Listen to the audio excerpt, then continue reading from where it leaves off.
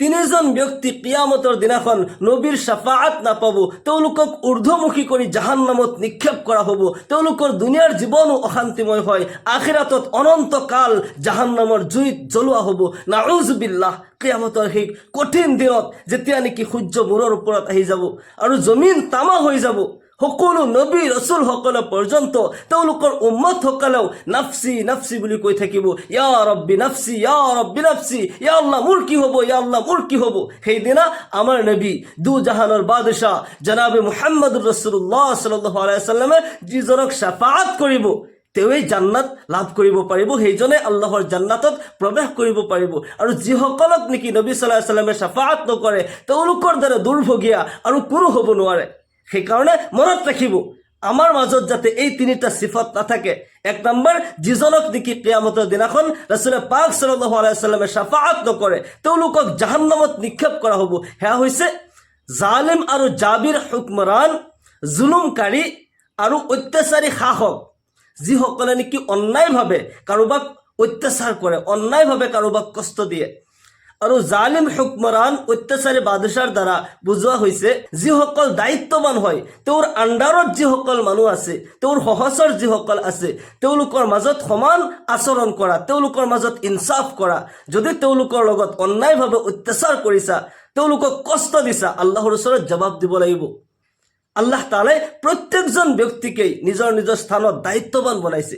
প্ৰত্যেকজন ব্যক্তি, কোনোবা হয়তো নিজৰ ঘৰৰ মুৰব্বী হয়, কোনোবা গাঁৱৰ মুৰব্বী হয়, কোনোবা এক ইলাকাৰ মুৰব্বী হয়, কোনোবা এখন দেশৰ মুৰব্বী হয়। যাক নেকি আল্লাহ তাআলাই যি দায়িত্ব দিছে, তেওঁৰ সহচৰ যিসকল আছে তেওঁলোকৰ মাজত সমান ইনচাফ কৰিব লাগিব, সমানে ন্যায় কৰিব লাগিব, তেওঁলোকক ইনচাফ দিব লাগিব। তেওঁলোকৰ লগত যদি জুলুম কৰা হয়, অন্যায় কৰা হয়, আপুনি ঘৰৰ মুৰব্বী হয়, ঘৰখনৰ সকলোকে আপুনি সমান চকুৰে চাব লাগিব, আপুনি সকলোকে ইনচাফ দিব লাগিব। যাৰ যি প্ৰাপ্য হয় আপুনি সেইখিনি আদায় কৰিব লাগিব, নহ'লে কিয়ামতৰ দিনাখন আপোনাক ঊৰ্ধ্বমুখী কৰি জাহান্নামত নিক্ষেপ কৰা হ'ব। মনত ৰাখিব, বেইনচাফি যিসকলে কৰে তেওঁলোকৰ ইহকালতো অশান্তি হয়, পৰকালতো জাহান্নামৰ শাস্তি আছে। এই দুনিয়াত এটা সময় তাৰ জীৱনত এনেকুৱা আহিব, সকলোৱে ঘৃণ কৰিব। যি সময়ত নেকি পাৱাৰ আছিল, শক্তি আছিল, মানুহৰ ওপৰত জুলুম কৰিছিল, এটা সময় আহিব সি নিজে আফচোচ কৰিব, কিন্তু আফচোচ কৰিলেও তাৰ পতন নিশ্চিত হয়। সৰু এটা কাহিনী মই কওঁ। এক ঘৰত দুটা চোৰ সোমাইছে। চোৰে যেতিয়া চোৰ কৰি বস্তু লৈ যেতিয়া ওলাই যায়, ৱাল পাৰ হৈ যাওঁতে এটা পাৰ হৈ গ'ল আৰু এটা পাৰ হ'ব নোৱাৰি ৱাল ভাঙি পৰি তাৰ মৃত্যু হ'ল। এতিয়া লগৰ চোৰে যাই আদালতত কেছ দিছে যে অমুক ঘৰত আমি চুৰ কৰিবলৈ গৈছিলোঁ, বস্তু লৈ যেতিয়া আহি আছোঁ মইতো পাৰ হ'লোঁ, কিন্তু ৱাল ভাঙি মোৰ বন্ধুৰ মৃত্যু হৈছে। মানুহজনে ইমান দুৰ্বল কৰি কিয় ৱাল বনাইছে, ইয়াৰ বিচাৰ মোৰ লাগে, মোৰ বন্ধুৰ কিয় মৃত্যু হ'ল। আদালত এনেকুৱা মূৰ্খ হয়, সেই ঘৰৰ মালিকক মাতিছে আৰু কৈছে যে তুমি ৱাল ইমান দুৰ্বল কৰি কিয় বনাইছা, যাৰ কাৰণে এজন মানুহৰ মৃত্যু হৈছে, এতিয়া তোমাক ফাঁচি দিয়া হ'ব। এতিয়া ঘৰৰ মালিকে কি কৰিব, যে মইতো ৱাল বনোৱা নাই, ৱাল বনাইছে মিস্ত্ৰীয়ে। এতিয়া মিস্ত্ৰীক মাতা হ'ল যে তুমি ঠিক আছে, তুমি মুক্ত, মিস্ত্ৰীৰ ফাঁচি হ'ব। মিস্ত্ৰীয়ে কৈ আছে মই বনাইছোঁহে, মোৰ যিজন যোগালী আছিল তেওঁ পানী বেছিকৈ মাৰিছে, মছলা ঢিলা হৈছে, যাৰ কাৰণে ৱাল দুৰ্বল হৈছে, যাৰ কাৰণে ভাঙি গ'ল। এতিয়া মিস্ত্ৰীও বাচি গ'ল, যোগালীক ধৰিছে। আদালতে যোগালীক প্ৰশ্ন কৰিলে যে তুমি ইমান দুৰ্বল কৰি কিয় তুমি মছলা বনাইছা ইমান ঢিলা কৰি। এতিয়া যোগালীজনে কৈ আছে যে মোৰ কোনো দুখ নাই মহাশয়, আচলতে মই যেতিয়া পানী ঢালি আছিলোঁ মছলা বনাই থাকোঁতে, এই সময়ত এটা হাতীয়ে চিঞৰ মাৰি পেলাই মোৰ ফালে আহি আছিল, মই ভয়ত মোৰ হাত কঁপি গ'ল আৰু পানী বেছিকৈ পৰি গ'ল। এতিয়া এই যোগালীজনো বাচি গ'ল। মাতি অনা হ'ল সেই হাতীৱালাক যে তুমি হাতী কিয় কণ্ট্ৰল কৰা নাই, হাতীক কিয় তুমি এৰি দিছা। এতিয়া হাতীৰ মালিকে কৈছে যে মোৰ হাতী এনেই চিঞৰ মাৰা নাই, এনে আৰামত শান্ত সুস্থ হৈ মোৰ হাতী থাকে, কিন্তু কথা হ'ল যে এজনী বোৱাৰীয়ে আই অলংকাৰ পিন্ধি লৰ মাৰিছিল, জুমজুমীয়া এটা শব্দ ওলাইছে, যাৰ কাৰণে মোৰ হাতী ভয় খাই চিঞৰ মাৰিছে। মোৰো কোনো দুখ নাই, মোৰ হাতীৰো কোনো দুখ নাই, অমুক বোৱাৰীৰ দুখ হয়। সেই বোৱাৰীজনীক মাতি অনা হ'ল আদালতত আৰু প্ৰশ্ন কৰিলে যে তুমি এনেকুৱা অলংকাৰ কিয় পিন্ধিছা, যাৰ কাৰণে এজন মানুহৰ এনেকুৱা কাহিনী, এজন মানুহৰ মৃত্যু হৈছে। চাব কিমান মূৰ্খ হয়।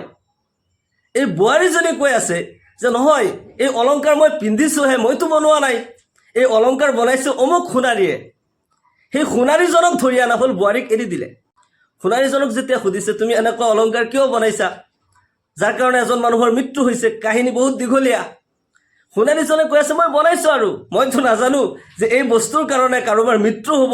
এতিয়া এওঁ আকৌ বেলেগ কাৰোবাক দেখাব পৰা নাই, এখেতৰ এতিয়া ফাঁচি হ'ব। আদালতে ৰায় দিলে যে এইজন ব্যক্তিৰ ফাঁচি হ'ব। সোণাৰীজনক যেতিয়া ফাঁচী ঘাটত লৈ যায়, ফাঁচীৰ কাটা যেতিয়া লগাই দিয়ে, এতিয়া ফাঁচীৰ কাটাই আৰু মানুহজনৰ ডিঙিয়ে নিমিলে। মানুহজন ইমানেই ক্ষীণ হয়, মানুহজনৰ ডিঙি ইমানেই সৰু হয় যে ফাঁচীৰ কাটা গলত লাগি গৈছে, ফাঁচি দিয়া হৈ গ'ল, কিন্তু মানুহজন নমৰে, মানুহজনৰ মৃত্যু নহয়। মানুহজন ইমানেই ক্ষীণ হয়। এতিয়া কি কৰা যায় যে মূৰ্খ ৰজাই, বেইনচাফ চহৰ, সেই দেশ হৈছে বেইনচাফ। মূৰ্খ ৰজাই এতিয়া অৰ্ডাৰ দিলে যে এই দেশত আটাইতকৈ শকত মানুহ যিজন, সেইজনক ধৰি অনা ফাঁচি দিয়া হ'ব, আৰু এইজন মানুহ যিহেতুকে ফাঁচি দিলেও নমৰে, এইজনক এৰি দিয়া হ'ল। এতিয়া দেশৰ সৈন্যই বিভিন্ন জেগাত বিচাৰি বিচাৰি দেশত আটাইতকৈ শকত মানুহ এজনক ধৰি আনিলে, আৰু এজনক এতিয়া ফাঁচি হ'ব। এই মানুহজন কোন হয়? যিজন মানুহক নেকি ফাঁচি দিব, এখেতৰতো কোনো ভুল নাই। হয়, এখেতৰ কিন্তু ভুল আছে। এখেতৰ এটা কাহিনী হৈছে, এওঁ এসময়ত একেবাৰেই ক্ষীণ আছিল, এখেতৰ গাত কোনো মাংস নাই, বহুত খানা খায়, মাছ মাংস খায়, কিন্তু মাংস গাত নহয়, একেবাৰেই ক্ষীণ। তেওঁ আছিল তেখেতৰ উস্তাদৰ লগত, গুৰুৰ লগত ভ্ৰমণত। তেওঁৰ পীৰে কৈছিল যেতিয়া নেকি ফুৰি থাকোঁতে এই চহৰত আহি পাইছে, দেখা পাইছে এই চহৰত কোনো বস্তুৰ মিল নাই। যিটো বস্তু মূল্যৱান সেইটোৰ দাম কম, আৰু যিটোৰ মূল্য কম হয় সেইটোৰ দাম বেছি হয়। তেল আৰু ঘিউ সমানেই দাম হয়। এতিয়া পীৰ চাহাবে কৈছে, গুৰুৱে কৈছে যে এই চহৰত আমি থাকিব নোৱাৰোঁ, ব'লা আমি ইয়াৰ পৰা গুচি যাওঁ। এতিয়া এই শিষ্যজনে তেওঁ ভাবিলে যে মই বহুত কিছু খালোঁ, মোৰ গাত মাংস নহয়, মই ইমানেই ক্ষীণ হয়, হাড্ডিৰ লগত চামৰা লাগি গৈছে। এই দেশত দেখোন, এই চহৰত তেল আৰু ঘিউৰ দাম একেই, ঘিউ যিমানেই দাম তেলৰ দাম সিমানেই। মই ইয়াতে ঘিউ বেছি বেছিকৈ খাম, কম পইচাত ভাল ভাল বস্তু খাই মই শকত হৈ যাম। বহুত কিছু পীৰে কোৱাৰ পিছতো তেওঁ নামানিলে। পীৰৰ কথা অমান্য কৰি, গুৰুৰ কথা অমান্য কৰি এই চহৰত ৰৈ গৈছে, আৰু কম দামত ভাল ভাল বস্তু খাই তেওঁ কিছুদিনৰ ভিতৰতে শকত হৈ গৈছিল। এতিয়াতো মানুহজনক ধৰি অনা হ'ল সেই কেছটোৰ কাৰণে, তাক এতিয়া ফাঁচি দিব। এওঁ এতিয়া বিপদত পৰিলে। কি হ'ল?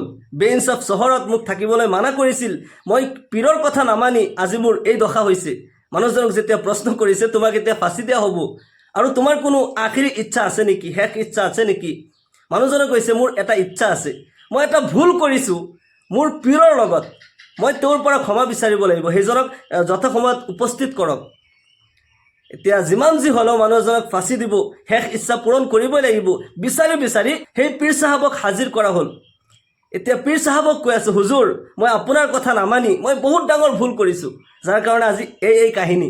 মোক এতিয়া যিকোনো প্ৰকাৰে আপুনি মোক বচাওক, আৰু মোক আপুনি ক্ষমা কৰি দিয়ক। এতিয়া পীৰ চাহাবে কৈ আছে ঠিক আছে মই তোমাক বচাম, কিন্তু এটা চৰ্ত আছে, এই কথা কিন্তু মানিব লাগিব, এইটো অমান্য কৰিব নোৱাৰা। এতিয়া শিষ্যই কৈ আছে যিমান যি হ'লেও মোৰ যদি জান বাচি যায় তেতিয়াহ'লে আপোনাৰ যিকোনো চৰ্ত মই মানিম। এতিয়া পীৰ চাহাবে কৈছে ঠিক আছে, তোমাক যেতিয়া ফাঁচি দিয়া হ'ব, ফাঁচীৰ ঘাটত যেতিয়া লৈ যাব, তেতিয়া তুমি এটা কথাই ক'বা যে মোক জলদি ফাঁচি দিয়ক, ফাঁচি দিয়ক, ফাঁচি দিয়ক বুলি তুমি কৈয়ে থাকিবা, তুমি কিন্তু নৰবা, তুমি কৈয়ে থাকিবা। পিছত কি হয় মই কৈ আছোঁ। নেক্সট টাইম যেতিয়া মানুহজনক ফাঁচী ঘাটত লৈ যোৱা হ'ল, তেওঁ চিঞৰ বাখৰ কৰি আছে মোক সোনকালে ফাঁচি দিয়ক, সোনকালে ফাঁচি দিয়ক। তেওঁ এইফালে বাৰে বাৰে কৈ আছে মোক ফাঁচি দিয়ক, দেৰি নকৰিব। আৰু সেইফালে পীৰ চাহাব ৰখি আছিল। পীৰ চাহাবে কৈ আছে নহয় ইয়াক ফাঁচি দিব নোৱাৰি, মোক ফাঁচি দিয়ক, ইয়াক ফাঁচি দিব নালাগে, মোক ফাঁচি দিয়ক। দুইজনৰ মাজত যুদ্ধ হৈ আছে। শিষ্যই কৈ আছে মোক ফাঁচি দিয়ক, আৰু গুৰুৱে কৈ আছে মোক ফাঁচি দিয়ক। ৰজাৰ নজৰ পৰিল সেই পীৰ চাহাবৰ আৰু শিষ্যৰ সেই কথা, যে এওঁলোকে কিয় এনেকুৱা কৰি আছে, ফাঁচি নিজে নিজে মৰিবলৈ কিয় ইমান উগ্ৰ হৈছে, কাৰণটো কি? ৰ'বা ইয়াত ফাঁচি দিব নালাগে, কথাটো জানি লওঁ, কাৰণটো কি? তে এই মানুহজনক কৈ আছে, যিজনক নেকি ফাঁচী ঘাটত লৈ যোৱা হ'ল, তুমি ইমান উৎপাত কিয় কৰিছা, ইমান উগ্ৰ কিয় হৈছা? মৰাৰ কাৰণে মানুহে এনেকুৱা উগ্ৰ হয় নেকি? মানুহজনক কৈ আছে নহয় ইয়াতে এটা কাৰণ আছে, মই এতিয়া মৰিব লাগিব, মোক ফাঁচি দিব লাগিব, মোক ফাঁচি দিয়ক। নহ'লে উস্তাদে সেইফালে কৈ আছে নহয় ইয়াক ফাঁচি দিব নোৱাৰি, মোক ফাঁচি দিয়ক, অতি সোনকালে মোক ফাঁচি দিয়ক, তাক এৰি দিয়ক। ৰজাই যেতিয়া পীৰ চাহাবক আহি সুধিছে কাৰণটো কি, পীৰ চাহাবে কৈ আছে আজি এই মুহূৰ্তত ৰজাৰ ফাঁচী ঘাটত যাক নেকি ফাঁচি দিয়া হ'ব তাৰ 14 পুৰুষ এই দেশত শাসন কৰিব। ৰজাইতো আচৰিত হৈ গ'ল, কি কথা? তাৰ মানে কি, ইয়াক যদি ফাঁচি দিয়া হয় তেতিয়াহ'লে শাসন ভাৰ মোৰ পৰা গুচি যাব আৰু ইয়াৰ ভৱিষ্যত প্ৰজন্ম এই দেশত শাসন কৰিব, ৰাজত্ব কৰিব। এই কাম কেতিয়াও হ'বলৈ নিদিওঁ। ৰজাই কি কৰিলে, নহয় কাকোৱে ফাঁচি দিব নোৱাৰি, ফাঁচি মই ল'ম। ৰজাই নিজে নিজে যাই ফাঁচিৰ কাটা গলত লগাই তেওঁ নিজে নিজে ফাঁচি হ'ল আৰু মৃত্যুবৰণ কৰিলে। নাউজুবিল্লাহ।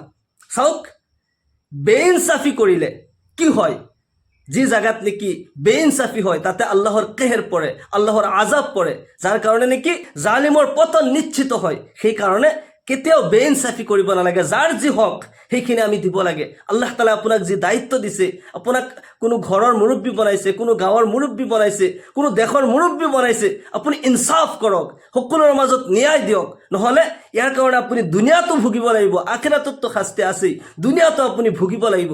আদল ইনসাফ ফকত হাশৰ পে মৌকুফ নেহি, জিন্দগী খুদ গুনাহ কি সাজা দেতি হে। সেইকাৰণে কেতিয়াও বেইনচাফি নকৰিব, জুলুম নকৰিব।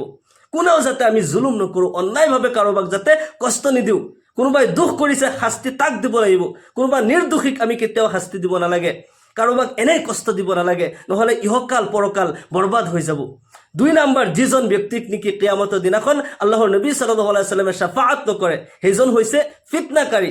দিনৰ মাজত মন মানি কৰি নিজৰ নিজৰ ইচ্ছা মতে যিসকলে নেকি কায়দা কানুন লাগু কৰে, ধৰ্মৰ নামত যিসকলে নেকি ফিতনা কৰে, তেওঁলোকক আল্লাহৰ নবী সাল্লাল্লাহু আলাইহি ওয়াসাল্লামে কিয়ামতৰ দিনাখন শাফাআত নকৰে, তেওঁলোকক ঊৰ্ধ্বমুখী কৰি জাহান্নামত নিক্ষেপ কৰা হ'ব। নাউজুবিল্লাহ। সেইকাৰণে দিনৰ মাজত যাতে কোনো ধৰণৰ নিজৰ ফালৰ পৰা যাতে কোনো কায়দা কানুন লাগু কৰা নহয়। আল্লাহৰ নবী সাল্লাল্লাহু আলাইহি ওয়াসাল্লামে ইৰশাদ কৰে, মান কাযাবা আলাইয়া মুতাআম্মিদান ফাল্লাতাবাওয়া মাকআদাহু মিনান নাৰ। আল্লাহৰ নবী সাল্লাল্লাহু আলাইহি ওয়াসাল্লামে ইৰশাদ কৰে, যিজনে নেকি এনেকুৱা এটা কথা, এনেকুৱা এটা বাক্য মোৰ ফালে মনসুফ কৰিলে, যিটো নেকি মই কোৱা নাই, তেওঁ যেন নিজৰ ঠিকনা জাহান্নামত বনাই লয়। নাউজুবিল্লাহ। এনেকুৱা এটা কথা ক'লে যে নবী সাল্লাল্লাহু আলাইহি ওয়াসাল্লামে কৈছে, কোৰআনত আছে, হাদিছত আছে, যিটো নেকি আচলতে নাই, নবী সাল্লাল্লাহু আলাইহি ওয়াসাল্লামে আচলতে কোৱা নাই। এই কথা আপুনি দিনৰ ফালৰ পৰা নিজৰ মন মানি আপুনি প্ৰচাৰ কৰিলে, আল্লাহৰ নবী সাল্লাল্লাহু আলাইহি ওয়াসাল্লামে ইৰশাদ কৰে, তেওঁলোকে কিয়ামতৰ দিনাখন মোৰ শাফাআত নাপায়, তেওঁলোকে যেন নিজৰ ঠিকনা জাহান্নামত বনাই লয়। নাউজুবিল্লাহ। সেইকাৰণে দিনৰ মাজত যাতে কোনো নতুন নতুন বস্তু সৃষ্টি কৰি, নতুন নতুন কানুন সৃষ্টি কৰি মানুহৰ মাজত ফিতনা যাতে আমি নকৰোঁ, ফিতনা যাতে নলগাওঁ, উম্মতৰ মাজত যাতে তাফৰিক সৃষ্টি নকৰোঁ। 3 নম্বৰ, যিজন ব্যক্তিক কিয়ামতৰ দিনাখন আল্লাহৰ নবী সাল্লাল্লাহু আলাইহি ওয়াসাল্লামে শাফাআত নকৰে, সেইসকল হৈছে যিসকলে নামাজত সুস্তি কৰে, নামাজক অৱহেলা কৰে। নামাজ অৱহেলা কৰাৰ মতলব হৈছে ইচ্ছা গৈছে পঢ়িছে, ইচ্ছা যোৱাই পঢ়া নাই। মনত ৰাখিব, 5 ওয়াক্তৰ নামাজ আল্লাহ তাআলাই আমাৰ ওপৰত ফৰজ কৰিছে আৰু 5 ওয়াক্তৰ নামাজ প্ৰতিজন আকিল বালিগ মুমিন মুছলমানে আমি পঢ়িবই লাগিব। যদি নামাজত অলসতা কৰোঁ, নামাজত যদি সুস্তি কৰোঁ, আল্লাহৰ নবী সাল্লাল্লাহু আলাইহি ওয়াসাল্লামে শাফাআত নকৰে, ইহকাল বৰবাদ হ'ব, পৰকাল বৰবাদ হৈ যাব। আল্লাহ তাআলাই আমাক সকলোকে 5 ওয়াক্তৰ নামাজ যত সময়ত আদায় কৰাৰ তৌফিক দান কৰক। আমাক বেছি বেছি কোৱা আৰু শুনাতকৈ বেছি বেছি আমলৰ তৌফিক দান কৰক। সকলোকে আল্লাহুম্মা আমিন। ওয়া আখিৰ দাৱানা আলহামদুলিল্লাহি ৰাব্বিল আলামিন। আসসালামু আলাইকুম ওয়া ৰাহমাতুল্লাহি ওয়া বাৰাকাতুহু।